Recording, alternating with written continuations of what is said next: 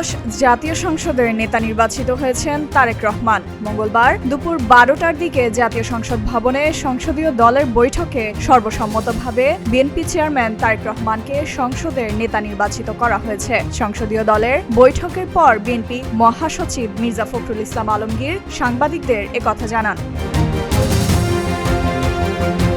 ফখরুল বলেন, এটা একটি ঐতিহাসিক মুহূর্ত। দীর্ঘ ফ্যাসিস্ট সরকারের নির্যাতন নিপীড়ন, গণতন্ত্রকে ধ্বংস করে দেওয়া, সংসদকে অকার্যকর করা এই পর্বের পরে জনগণের অনেক রক্তের বিনিময়ে একটা সুষ্ঠু নির্বাচনের মধ্য দিয়ে আমরা একটি সংসদ পেয়েছি। এই সংসদের মধ্য দিয়ে আমরা সংখ্যাগরিষ্ঠ আসন নিয়ে আমরা আমাদের তরুণ নেতা জনাব তারেক রহমানকে সংসদীয় দলের নেতা নির্বাচিত করেছি। আমরা আশাবাদী তার নেতৃত্বে দেশ অনেক দূর এগিয়ে যাবে।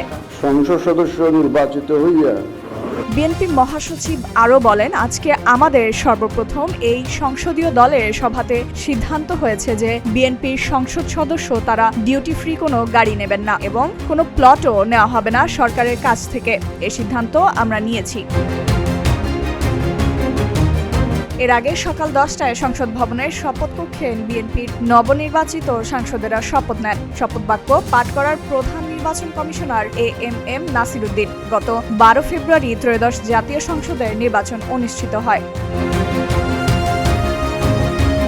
ত্রয়োদশ সংসদের 300 আসনের মধ্যে 2টির আসনের নির্বাচনের ফলাফল স্থগিত রয়েছে এবং প্রার্থী মারা যাওয়ায় একটি আসনের নির্বাচন বাতিল হয়েছে। বাকি 297টি আসনের মধ্যে বিএনপি 209, জামাত 68, জাতীয় নাগরিক পার্টি 6টি, বাংলাদেশ খেলাফত মজলিস 2টি এবং ইসলামী আন্দোলন বাংলাদেশ, গণ অধিকার পরিষদ, বাংলাদেশ জাতীয় পার্টি বিজেপি, গণসংহতি আন্দোলন, খেলাফত মজলিস 1টি করে আসনে জয়ী হয়েছে। স্বতন্ত্র প্রার্থীরা 7টি আসনে বিজয়ী হয়েছেন। সোমবার বিএনপি চেয়ারম্যান তারেক রহমান ঢাকা 17 আসন রেখে বগুড়া 6 আসন ছেড়ে দেন। এই আসনে উপনির্বাচন হবে।